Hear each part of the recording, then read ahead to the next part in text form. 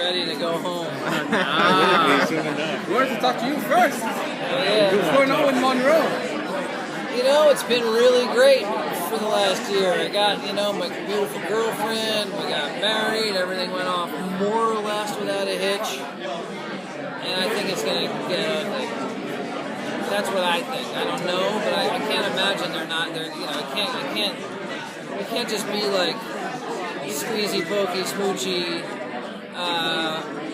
there's a little trouble with the parents, it's like, nah, I think it's going to get dark. Are they ever going to be able to celebrate their honeymoon and their marriage? We were talking about that, like, we're going to try to find our way to a honeymoon, but something tells me that we'll be running into some obstacles. And then there's Nick not being a Grimm anymore either. That's major. And also because we were exposed a little bit now, I think, because of the fact that our wedding ended the way it did. Lesser things have happened in the world of Grimm that have led to major upheavals. Then, a Grimm is my best man, and everybody morphs, and there's another Grimm, and I'm like, shit, there's another one? Like, that kind of thing gets around. So I feel like being the groom with a Grimm as the best man, if that gets out, we thought we, had our little world in Portland, and whoever needed to know kind of knew, and it was not that big a deal. And I think they might be coming for me, but I don't really know. That's what it might feel like.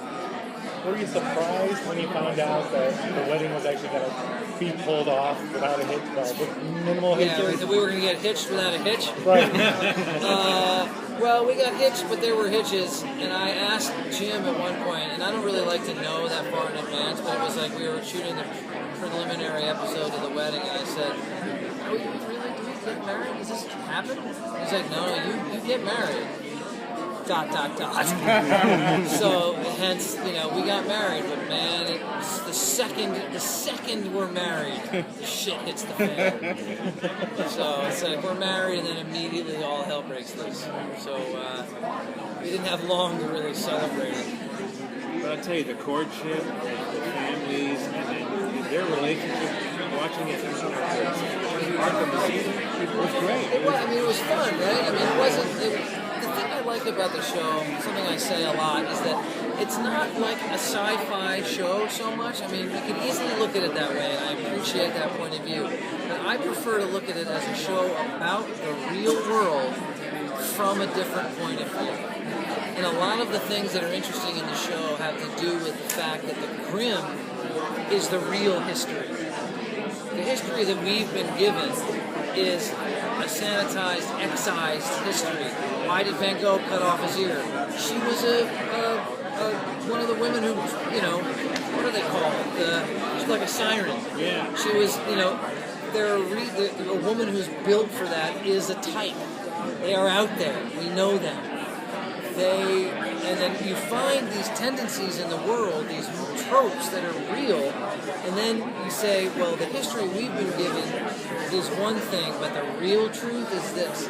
So, as sci-fi as that may sound, it's really just, this is the world we live in. Now, we're going to tell you the truth about it. So, the courtship and everything was very human. It was a human thing. The issues were human issues. They just happened for the reason that people don't really know, except the people in the know. So I kind of like that idea. It really worked. So one thing I always wanted to know is, do you think watch repair is pretty lucrative? Who? Do you think watch repair is a pretty lucrative career? Hey, if you're really good at it, and you're dealing with heirlooms that are worth millions, and I'm the only guy who knows how to do it because Uncle Olaf, I have this piece that can fit into the ancient Cartier or the ancient, there's some German clocks, I've thought about this, and I don't think it's like you're rolling in it, You're going to crash my party.